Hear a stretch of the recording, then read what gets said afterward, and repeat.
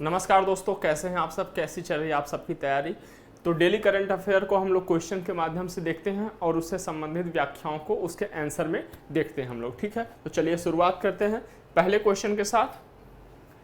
हमारा पहला क्वेश्चन है, संघ लोक सेवा आयोग के संदर्भ में निम्नलिखित कथनों पर विचार करें। ठीक है, हाल में जो विवाद चल रहा है सीसेट से लेकर विवाद, उसके पासिंग मार्क्स को कम करने के लिए, क्वालिफाइंग मार्क्स को कम करने के लिए 23%, ठीक है, तो उसके संदर्भ में यह महत्वपूर्ण है संघ लोक सेवा आयोग। ठीक, तो चलिए, यह एक केंद्रीय भर्ती एजेंसी है। इसके सदस्य दूसरे कार्यकाल हेतु पुनर्नियुक्ति के पात्र नहीं होते हैं। दिवालिया घोषित होने पर इसके सदस्यों को पदच्युत किया जा सकता है। ठीक है, ये 3 कथन दिए हुए हैं। इन तीनों कथनों में से कौन से कथन सही है, कितने कथन सही, ये हमें बताना है। केवल एक कथन, केवल 2 कथन, सभी कथन या कोई नहीं। तो इन तीनों में से सभी कथन सही हैं, ऑप्शन सी सही है। ठीक है, तो चलिए अब हम संघ लोक सेवा आयोग के बारे में बात कर लेते हैं थोड़ा।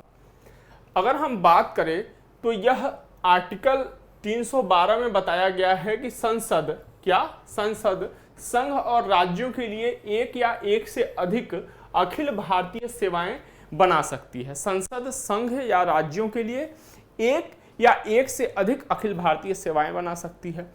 तो संघ लोक सेवा आयोग का जो उल्लेख किया गया है वो किया गया है भाग 14 में। कहां किया गया है? भाग 14 में, अनुच्छेद आर्टिकल 315 से लेकर 323 तक। आर्टिकल 315 से लेकर 323 तक इसकी संरचना के बारे में, सदस्यों की नियुक्ति और उनके निष्कासन तथा यूपीएससी की शक्तियों और कार्यों का बारे में बात करी गई है, विवरण दिया गया है। तो जो संघ लोक सेवा आयोग है यह केंद्रीय भर्ती एजेंसी है। ठीक है, केंद्रीय भर्ती एजेंसी है और ध्यान रखना है यह एक संवैधानिक निकाय है, स्वतंत्र संवैधानिक निकाय है। ठीक, अब देख लेते हैं कुछ महत्वपूर्ण तथ्य जो कि परीक्षाओं में पूछे जाते हैं। इसके सदस्य, यूपीएससी के सदस्य और अध्यक्ष की नियुक्ति कौन करता है? राष्ट्रपति करते हैं। कार्यकाल कितना होता है? तो 6 वर्ष का होता है या तो 65 वर्ष का, इनमें से जो भी पहले हो। अगर वो, कहने का मतलब ये है कि अगर वो 65 वर्ष की आयु 6 साल कार्यकाल पूरा होने के पहले ही पूर्ण कर लेते हैं तो भी उनका पद समाप्त हो जाता है, या अगर वो 65 वर्ष उनका नहीं पूरा हुआ है उम्र और उसके पहले उनके कार्यकाल का 6 वर्ष समाप्त हो जाता है तब भी इनका कार्यकाल समाप्त हो जाता है। और ध्यान रखना है कि दूसरे कार्यकाल के लिए इनको पुनर्नियुक्त नहीं किया जा सकता। इस आयोग में, किसी आयोग में दूसरे कार्यकाल के लिए पुनर्नियुक्त नहीं किया जा सकता।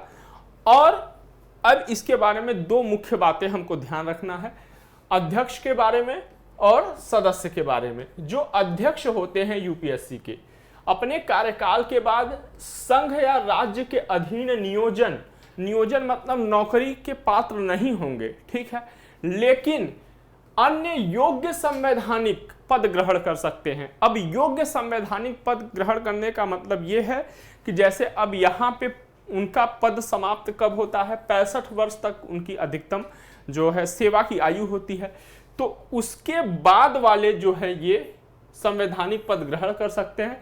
जैसे कहने का मतलब क्या है? जैसे कहने का मतलब है कि वो राज्यपाल बन सकते हैं, ठीक है, वो राष्ट्रपति बन सकते हैं, प्रधानमंत्री बन सकते हैं, ऐसे पद वो ग्रहण कर सकते हैं, लेकिन किसी नौकरी के पात्र नहीं होंगे।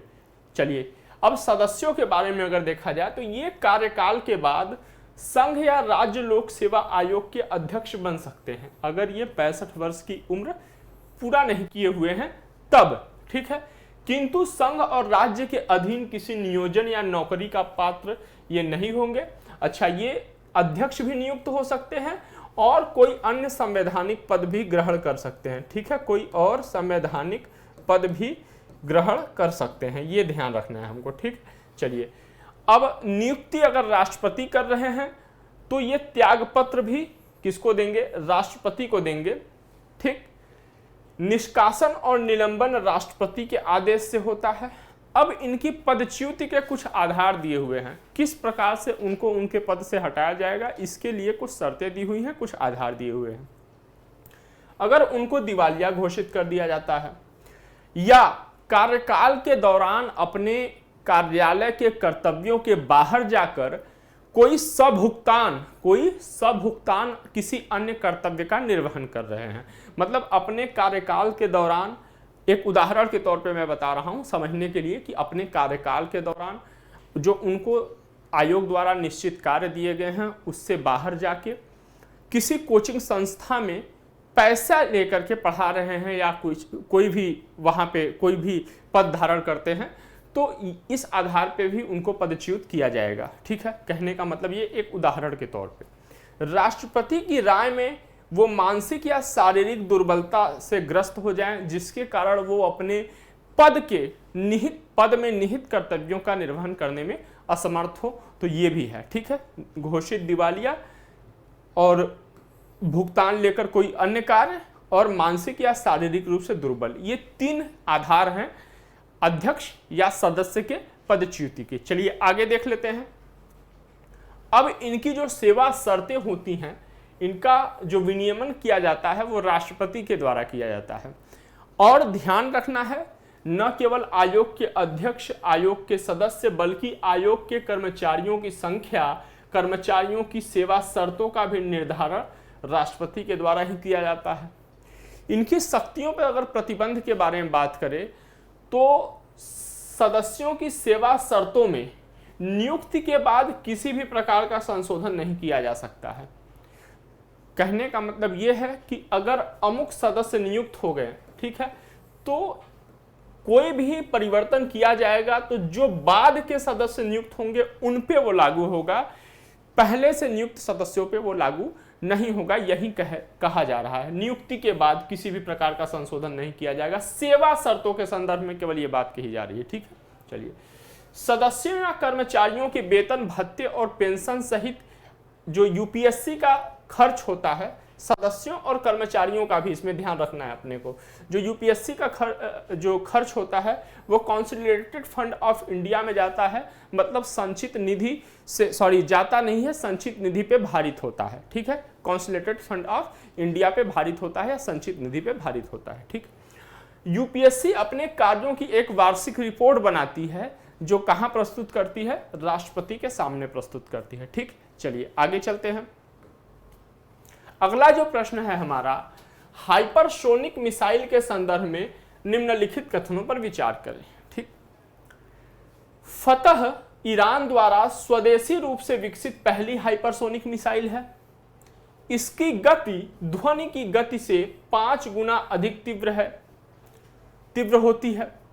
यह पारंपरिक बैलिस्टिक मिसाइलों की तुलना में बहुत कम ऊंचाई पर उड़ान भरती है। अब हमें देखना है उपर्युक्त में से कितने कथन सही हैं। तो अगर इस प्रश्न की बात करी जाए तो ऑप्शन सी सही है, तीनों कथन सही हैं। अब हम इसको थोड़ा देख लेते हैं विस्तार से। अभी ये चर्चा में क्यों आया? क्योंकि ईरान ने अपना पहला स्वदेशी रूप से निर्मित अपनी पहली हाइपरसोनिक मिसाइल का क्या किया? प्रदर्शन किया या अनावरण किया, हम ये कह सकते हैं। और इस मिसाइल का जो नाम है वह है फतह। इसकी मारक क्षमता कितनी है? तो 1400 किलोमीटर है। अब हाइपरसोनिक मिसाइल क्या होता है? हाइपरसोनिक मिसाइल जो होता है वह ध्वनि की गति से, इसकी जो गति होती है हाइपरसोनिक मिसाइल की, ध्वनि की गति से 5 गुना अधिक होती है। ठीक है, जिसको कि 5 मैक भी कहते हैं। ध्वनि की गति से 5 गुना अधिक गति को 5 मैक भी कहते हैं, या लगभग 6174 किलोमीटर प्रति घंटा, 6174 किलोमीटर प्रति घंटा ये इसकी गति होती है। अब ये जो मैक है, यहाँ पे ये मैक क्या है? तो अगर किसी भी जो गतिशील है, वायु में गतिशील है, या समझ लीजिए विमान की गति को ध्वनि की गति से यदि उसको डिवाइड कर दिया जाता है तो उसका जो अनुपात आता है वो मैक नंबर कहा जाता है या मैक संख्या कहा जाता है। ठीक, अब ये जो मिसाइल होते हैं, यहाँ पे देख सकते हैं, हम लोगों ने ये नासा से लिया है। ठीक है, नासा के साइट पे आप जाके सर्च करिए मैक नंबर, तो वो आ जाएगा सबसे पहले। तो जो मिसाइल होते हैं वो मैक संख्या के आधार पे कई भागों में विभाजित होते हैं। जो प्रमुखतः ये है, जैसे सबसोनिक, तो जिनका जो मैक नंबर होगा वह 1 से कम होगा। ट्रांससोनिक, जिनका मैक नंबर होगा वह 1 के बराबर होगा इनका। सुपरसोनिक, जिनका मैक नंबर 1 से अधिक होगा। ठीक है, और हाइपरसोनिक जिनका मैक नंबर 5 से अधिक होगा, ये हाइपरसोनिक कहे जाते हैं। तो यही तो यहाँ पे लिखा गया है कि इनकी जो गति होगी, हाइपरसोनिक मिसाइल, इनकी जो गति होगी ध्वनि की गति से 5 गुना अधिक तीव्र गति होगी। तो यही हाइपरसोनिक मिसाइल है, यहाँ पे आप तस्वीर में देख सकते हैं। ठीक है, सबसोनिक, ट्रांससोनिक, सबसोनिक, ट्रांससोनिक और हाइपरसोनिक। ठीक, चलिए आगे चलते हैं। अगर हम बात करें कि हाइपरसोनिक, जो तीसरा स्टेटमेंट था कि जो हाइपरसोनिक मिसाइल होते हैं वो पारंपरिक बैलिस्टिक मिसाइलों की तुलना में बहुत कम ऊंचाई पर उड़ान भरते हैं, तो ये बिल्कुल सही कथन है, इसको ध्यान रखिएगा, यहीं पे कंफ्यूजन आएगा। ठीक है, इसको ध्यान रखिएगा। हाइपरसोनिक मिसाइल दो प्रकार के होते हैं, hypersonic glide vehicle, hypersonic glide vehicle. इसमें क्या होता है, पहले जो रॉकेट से प्रक्षेपित किया जाता है, फिर इसके बाद यह अपने लक्ष्य की ओर आगे बढ़ता है। ठीक है। दूसरा है हाइपरसोनिक क्रूज मिसाइल। इसमें लक्ष्य निर्धारित हो जाने के बाद यह मिसाइल उस दिशा में जिधर लक्ष्य निर्धारित है, या तो ये कह सकते हैं लक्ष्य निर्धारित होने के बाद लक्ष्य की ओर air breathing high speed engine या स्क्रम जेट की सहायता से आगे बढ़ता है। ठीक, अब जो हाइपरसोनिक की तरफ क्यों जा रहे हैं, हाइपरसोनिक की तरफ क्यों जा रहे हैं तमाम देश, ठीक है, अभी हम लोग आगे देखेंगे। तो हाइपरसोनिक हथियारों के कुछ लाभ है, जैसे कि आसान लक्ष्यों को नष्ट करने के लिए केवल वह गतिज ऊर्जा मतलब काइनेटिक एनर्जी की बात करी जा रही है, या गति द्वारा उत्पन्न ऊर्जा का प्रयोग करती है। सुदूर स्थित मतलब बहुत दूर स्थित या mobile missile, road mobile missile के खिलाफ प्रतिक्रियात्मक और लॉन्ग रेंज हमले कर सकती है। बहुत तेज और बहुत फुर्तीले होते हैं, इसलिए पारंपरिक मिसाइल रक्षा प्रणालियों की पकड़ में नहीं आती। इनकी गति बहुत अधिक होती है, हमने कितना गति देखा, 6174 किलोमीटर प्रति घंटा इनकी गति होती है। ठीक है, इतनी गति होती है। तो इस कारण ये जो पारंपरिक तौर पे मिसाइल रक्षा प्रणाली है, इनकी पकड़ में नहीं आ पाते, इसलिए लोग इधर शिफ्ट हो रहे हैं, इसलिए तमाम देश शिफ्ट हो रहे हैं। अब हम कुछ देशों के हाइपरसोनिक हथियार कार्यक्रम के बारे में पढ़ लेते हैं। तो जो इसमें जो अग्रणी देश हैं वो अमेरिका है, रसिया है और चाइना है, अग्रणी देशों में आ गया। और इस क्षमता को प्राप्त करने के लिए जो प्रयास कर रहे हैं, या अभी हम ये नहीं कह सकते कि वो प्राप्त कर चुके हैं, लेकिन अभी वो अन्य हथियारों पे भी निर्भर हैं। ठीक है, पूर्णतया इस पर निर्भर नहीं हो पाए हैं। उनमें ऑस्ट्रेलिया, भारत, फ्रांस, जर्मनी और जापान ऐसे देश इनमें शामिल हैं। ठीक है, अच्छा, अगर हम भारत की स्थिति की बात करें तो hypersonic technology demonstrator vehicle programme के अंतर्गत भारत मैक 6 स्क्रैमजेट इंजन का सफलतापूर्वक परीक्षण कर चुका है। ठीक है, यह ध्यान रखना है कि परीक्षण शब्द पे हमें ध्यान रखना है, अभी सफलतापूर्वक परीक्षण किया गया है। ठीक, और जो हमारी दो महत्वपूर्ण संस्थाएं हैं, एक अंतरिक्ष के क्षेत्र में इसरो और रक्षा के क्षेत्र में DRDO, दोनों स्वतंत्र रूप से अपने अपने हाइपरसोनिक विंड टनल प्रोजेक्ट पर काम कर रही हैं दोनों। ठीक है, भारत की स्थिति हम लोगों ने देख लिया। अब हम अगले प्रश्न की ओर आते हैं। अगला प्रश्न है, निम्नलिखित कथनों पर विचार करें। ठीक, जो पहला कथन है, हाल ही में भारतीय राष्ट्रपति को सूरीनाम के सर्वोच्च नागरिक सम्मान grand order of the chain of the yellow star से सम्मानित किया गया। ठीक, दूसरा स्टेटमेंट है, वर्ष 2023 में सूरीनाम में भारतीयों के आगमन की 150वीं या 150वीं वर्षगांठ मनाई गई। जो तीसरा स्टेटमेंट है, भारतीयों का पहला दल या पहला जत्था लल्ला रुख जहाज से, जहाज का ये नाम है लल्ला रुख, ठीक है, लल्ला रुख जहाज से 5 जून 1873 को सूरीनाम पहुंचा। अब हमें विचार करना है कि इन तीनों कथनों में से कितने कथन सही हैं। ठीक, तो ये तीनों कथन सही हैं, तो ऑप्शन सी सही है। अब चूंकि सूरीनाम में ये 150वीं वर्षगांठ मनाई गई और हमारे राष्ट्रपति महोदया को सम्मानित भी किया गया, तो अब ये महत्वपूर्ण हो जाता है परीक्षा की दृष्टि से। ठीक, सूरीनाम में भारतीयों के आगमन की 150वीं वर्षगांठ, इसी कारण ये चर्चा में है। तो पहला कथन हम लोगों ने परीक्षा प्रश्न में देखा था कि भारतीय राष्ट्रपति जी को यहाँ के सर्वोच्च नागरिक सम्मान grand order of the chain of the yellow star से सम्मानित किया गया। और इसी के साथ चूंकि ये 150वीं वर्षगांठ मनाई गई, इसी उपलक्ष्य में जो सूरीनाम में रहने वाले मूल भारतीय हैं, जो मूल भारतीय प्रवासी हैं, उनके लिए जो ओवरसीज सिटीजनशिप ऑफ इंडिया का कार्ड है, उनकी पात्रता मानदंडों का विस्तार किया गया है। किसके लिए? सूरीनाम में। ठीक है, पीसीआई हो गया, ठीक है, पीओआई हो गया, ओसीआई हो गया, ये सब कार्ड आप लोगों ने पॉलिटी में पढ़ा होगा दूसरे चैप्टर में। ठीक है, नागरिकता जो है, ठीक, उसमें आप लोगों ने पढ़ा होगा, जो पार्ट 2 है।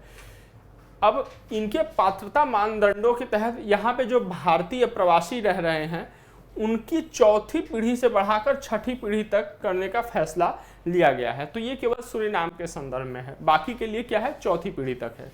चलिए, सूरीनाम में भारतीय समुदाय की अगर हम बात करें तो जो सबसे पहला जत्था पहुंचा था वो 5 जून 1873 को लल्ला रुख नामक जहाज से पहुंचा था। 1873 से लेकर 1916 की अवधि में कुल 34,000 से अधिक भारतीय वहां के बागानों में अनुबंधित मजदूर के रूप में कार्य करने के लिए ब्रिटिश इंडिया से गए थे। इसका जो मुख्य कारण था वहां पे पलायन होने का, ये मुख्य कारण था कि 19वीं शताब्दी में जो गंगा के मैदानी इलाके हैं वहां पे जो भयंकर अकाल पड़ रहे थे, और उस अकाल जन्य गरीबी के कारण पीड़ित होकर ये वहां पे प्रवास किए, ये इसका सबसे बड़ा कारण है। अगर बात किया जाए सूरीनाम में भारतीय समुदाय की, तो भारतीय समुदाय वहाँ का सबसे बड़ा, सूरीनाम का सबसे बड़ा निर्जातीय समुदाय है, इथनिक ग्रुप है, और लगभग 27.4%, मतलब लगभग कह सकते हैं 27.5% यहाँ पे आबादी मूल रूप से भारतीय है। ठीक, इथनिक, इंडियन इथनिक की है। अब मुख्य रूप से यहाँ पे जो भारतीय है या प्रवासी भारतीय कह सकते हैं, वो जो मुख्य रूप से जो भाषा बोलते हैं उसको सरनामी हिंदुस्तानी है, वो सरनामी हिंदुस्तानी भाषा बोलते हैं, और यह अवधी और भोजपुरी का मिश्रण है। सूरीनाम में तीसरी सबसे अधिक बोली जाने वाली भाषा है सरनामी हिंदुस्तानी, और ध्यान रखना है सबसे बड़ा इथनिक ग्रुप भी है, इथनिक ग्रुप सबसे बड़ा है और तीसरी सबसे अधिक बोली जाने वाली भाषा है। अगर हम सूरीनाम की बात करें तो देखिए ये सूरीनाम है, ठीक है, और ये दक्षिण अफ्रीका है। दक्षिण अफ्रीका में फ्रेंच गुयाना के वेस्ट में सूरीनाम है। फ्रेंच गुयाना ये है, इधर वेस्ट में सूरीनाम है, सूरीनाम के वेस्ट में क्या है? गुयाना है।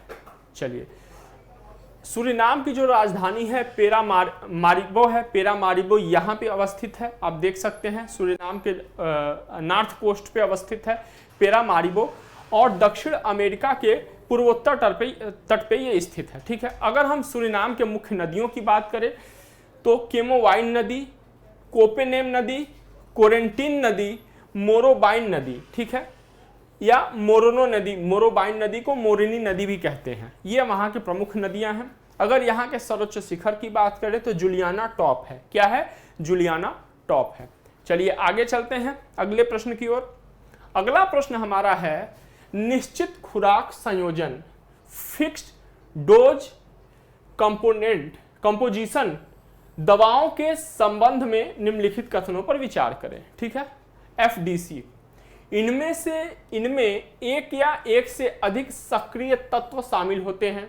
अब इन दवाओं के बारे में हम कथनों को देख रहे हैं।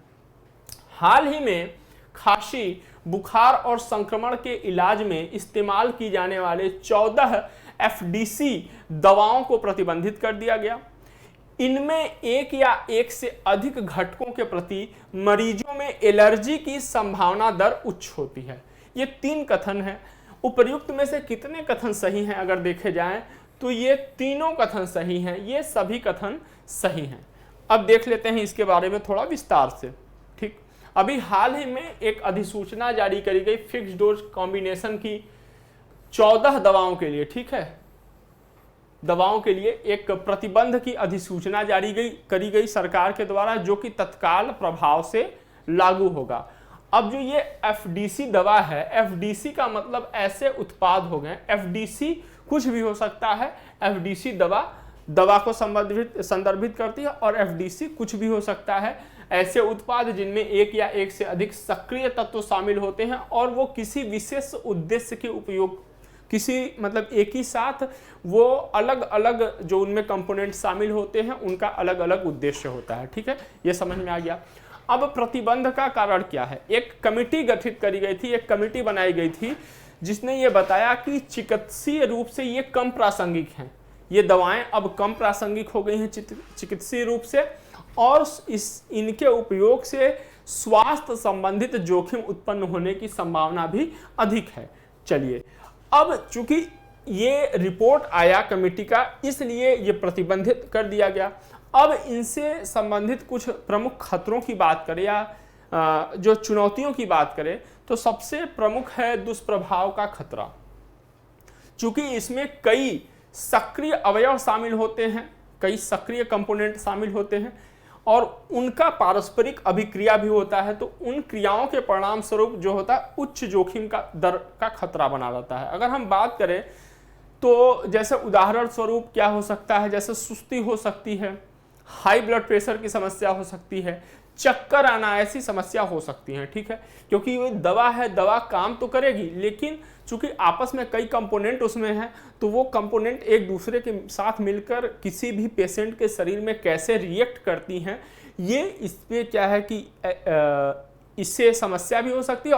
और सही बात है कि इस पे अभी पर्याप्त रूप से जो क्लिनिकल कह सकते हैं रिपोर्ट भी अभी हमारे पास नहीं है। ठीक, दूसरा क्या है कि दवा में एक या एक से अधिक घटकों के प्रति एलर्जी की संभावना और उस घटक की पहचान भी मुश्किल होता है कि मतलब एलर्जी हो गई तो अब एलर्जी किसके कारण हुई, किस घटक के कारण हुई, किस कंपोनेंट के कारण हुई, इसका जो पहचान भी क्या है मुश्किल है। ठीक, आगे देखते हैं विनियमन संबंधी चुनौतियां। ऐसे दवाओं में चूंकि कई सक्रिय अवयव होते हैं इसलिए इनके सुरक्षा और प्रभावकारिता के मूल्यांकन से संबंधित जटिलताओं के कारण इनका विनियमन चुनौतीपूर्ण है।